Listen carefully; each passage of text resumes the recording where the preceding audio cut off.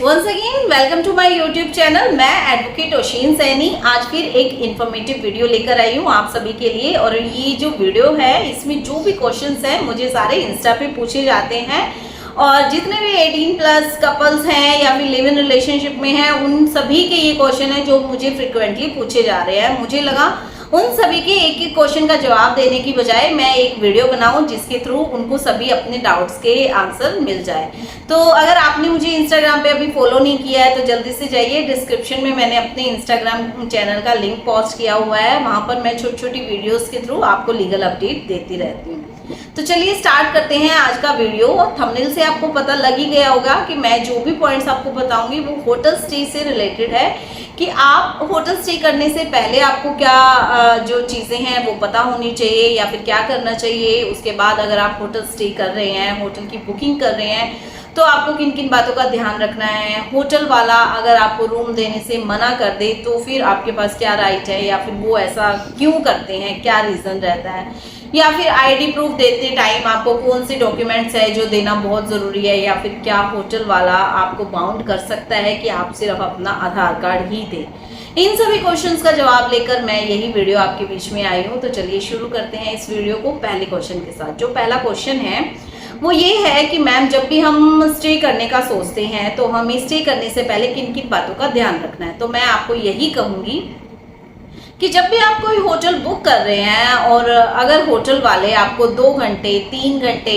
या फिर 4-5 घंटे के लिए एग्री हो जाते हैं रूम देने के लिए, तो वो होटल कभी भी बुक मत करें। क्योंकि इस तरीके से जो होटल होते हैं जो आवर्स पे रूम देते हैं और कम पैसे में भी एग्री हो जाते हैं आपको रूम देने के लिए, तो वो होटल आपके लिए सेफ नहीं है, वो कपल फ्रेंडली नहीं है बिल्कुल भी।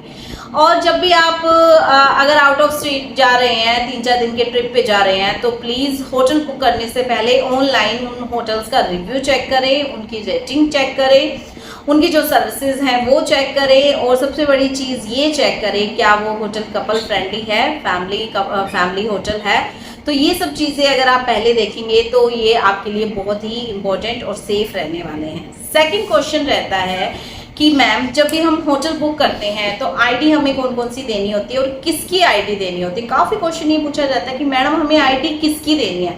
तो आपको समझने की ये ज़रूरत है कि आप दोनों रहने जा रहे हैं, दोनों अपनी कंसेंट से रह रहे हैं, आप दोनों अपनी कंसेंट से स्टे कर रहे हैं, तो आईडी भी दोनों ही पार्टनर की लगेगी।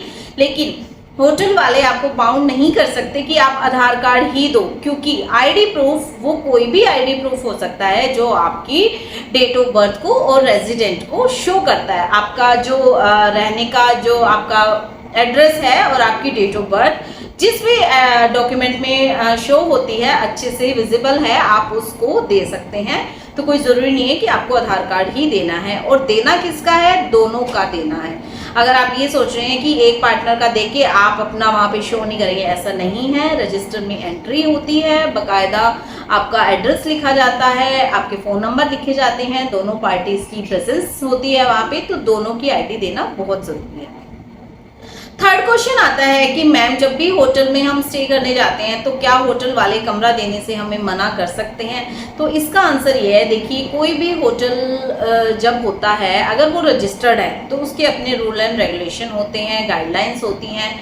अगर उनको ये लगता है कि जो कपल हमारे पास आया है रूम लेने वो बहुत ही छोटा है एज में, तो वो उनको मना कर सकते हैं, उनके पास राइट है।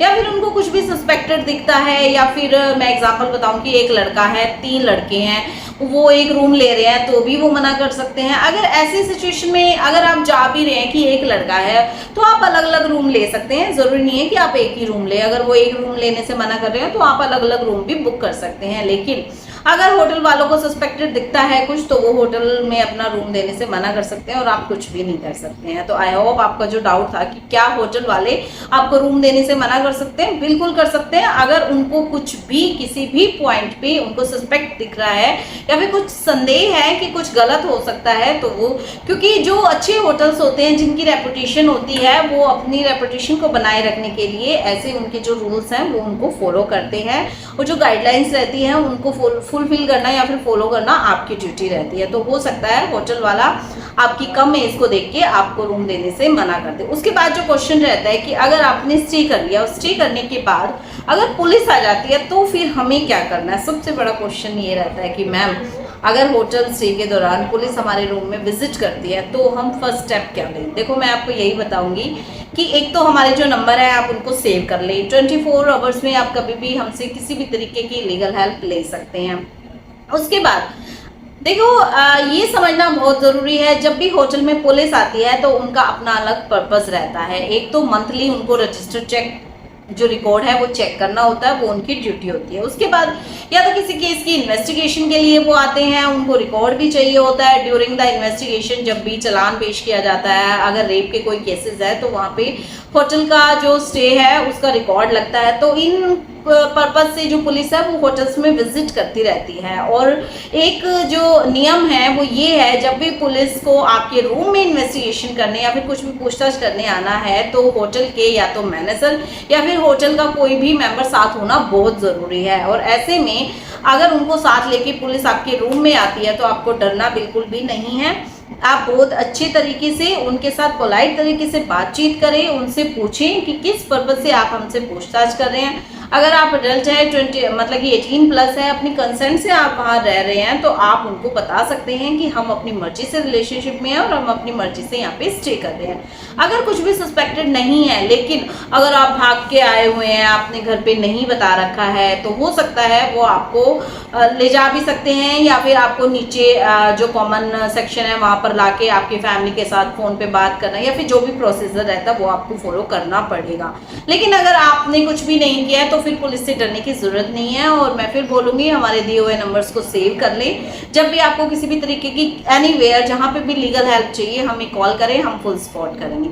उसके बाद क्वेश्चन आता है कि क्या सेफ होटल कैसे पता लगाया जा सकता है कि जहाँ पे आप स्टे कर रहे हैं वो होटल सेफ है या नहीं है? इसका सबसे बेस्ट तरीका है, मैंने पहले भी आपको बताया, अगर कोई होटल आपको 2 घंटे 3 घंटे के लिए रूम देने के लिए एग्री हो जाता है और बहुत ही कम रेट पे, तो आप माइंड में फिक्स कर लीजिए कि ऐसे होटल कभी भी आपके स्टे के लिए सेफ नहीं है।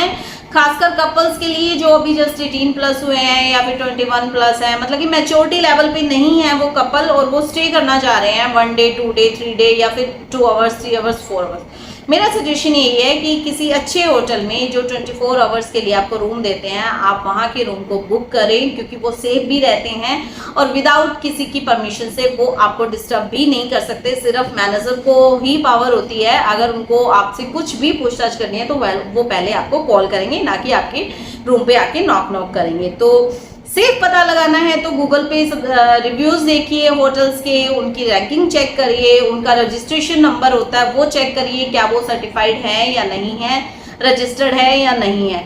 विदाउट रजिस्ट्रेशन किसी भी होटल में अगर आप जाके स्टे करते हैं तो वो आपके लिए बहुत ही अनसेफ रहेगा। उसके बाद जो क्वेश्चन आता है वो ये आता है कि होटल के जो स्टाफ मेंबर्स होते हैं अगर वो आपके साथ अच्छा ट्रीट नहीं करते हैं या फिर टाइम से पहले ही आपको जो है एग्जिट करने के लिए बोला जाता है रूम का, तो ऐसे में आप क्या करें? देखिए ये आपके राइट्स हैं, इनके लिए आपको आवाज़ उठानी बहुत ज़रूरी है। उसके लिए हमारे दिए हुए कम्युनिकेशन चैनल्स पे आप फ़ोन है तो फ़ोन कर सकते हैं, हम आपको फुल सपोर्ट करेंगे। अगर आपके साथ कुछ भी मिसबिहेवियर हो रहा है, कोई भी होटल का जो मेंबर है वो आपके साथ मिसबिहेवियर कर रहा है, लेकिन अगर आप इस पर्पज से कॉल करेंगे कि मैम पैसे ज़्यादा ले रहे हैं, सर्विस चार्जेस ज़्यादा, ये देखिए ये टोटली डिपेंड करता है होटल्स के ऊपर। वो अगर आपको सर्विसेज दे रहे हैं तो उनके चार्जेस कितने भी हो सकते हैं लेकिन अगर आपके साथ कुछ भी इलीगल हो रहा है उसके लिए आप हमारी हेल्प ले सकते हैं, हम फुल सपोर्ट करेंगे। अब आप ये कह रहे हैं कि अगर किसी भी तरीके से आपको ये सारे जो क्वेश्चंस थे मैंने कोशिश की है कि इन सभी का जवाब मैंने दिया है, जो भी डाउट्स आते हैं तो आप सबसे पहले आप यही पूछते हैं कि क्या हमें होटल मिलेगा या फिर मिलेगा तो कैसे मिलेगा, कौन सा सेफ है कौन सा नहीं। मैंने सारे क्वेश्चंस का जवाब दिया है। अब सबसे बड़ा जो चीज़ ये रहती है कि जब भी ऐसे केसेस में लड़की की कंसेंट है तो ही आप स्टे करें, अदरवाइज लड़की को आप फोर्सफुली लेके जा रहे हैं या फिर लड़की की कंसेंट नहीं है तो प्लीज़ अवॉइड करिए स्टे करना, क्योंकि ये आपको क्रिमिनल चार्जेस में फंसा सकता है। काफ़ी बार आपको बताया जाता है कि अगर लड़की की कंसेंट नहीं है तो वहाँ पर लड़की के फैमिली वाले आपको किडनैपिंग के या फिर रेप के चार्जेस में FIR आपके अगेंस्ट रजिस्टर्ड करवा देते हैं। तो अगर आप बहुत ही हैप्पी और पीसफुल जर्नी चाह रहे हैं स्टे करना, तो जो डायरेक्शन, जो इंस्ट्रक्शंस मैंने आपको बताई है वो फॉलो करिए, आपकी जो स्टे है वो बहुत ही अच्छा रहेगा। Thank you, thanks for watching.